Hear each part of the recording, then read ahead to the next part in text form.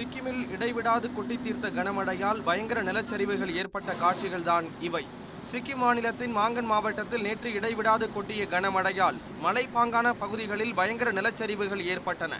இதனால் முக்கிய சாலைகள் துண்டிக்கப்பட்டன. அங்கு 1500க்கும் மேற்பட்ட சுற்றுலா பயணிகள் சிக்கியிருப்பதாக கூறப்படுகிறது. பல ஆறுகளில் வெள்ளப்பெருக்கு ஏற்பட்டு மக்கள் வசிக்கும் பகுதிகளுக்குள் தண்ணீர் புகுந்துள்ளது. இதனால் ஏராளமான வீடுகள் வெள்ளத்தில் மூழ்கின.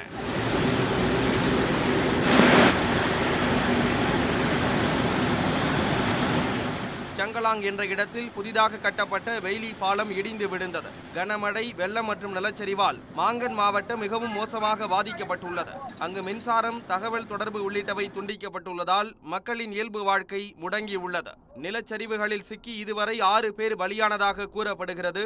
வெள்ளம் மற்றும் நிலச்சரிவால் பாதிக்கப்பட்ட பகுதிகளில் மாநில பேரிடர் மீட்புக் குழுவினர் மீட்பு பணிகளில் ஈடுபட்டு வருகின்றனர்.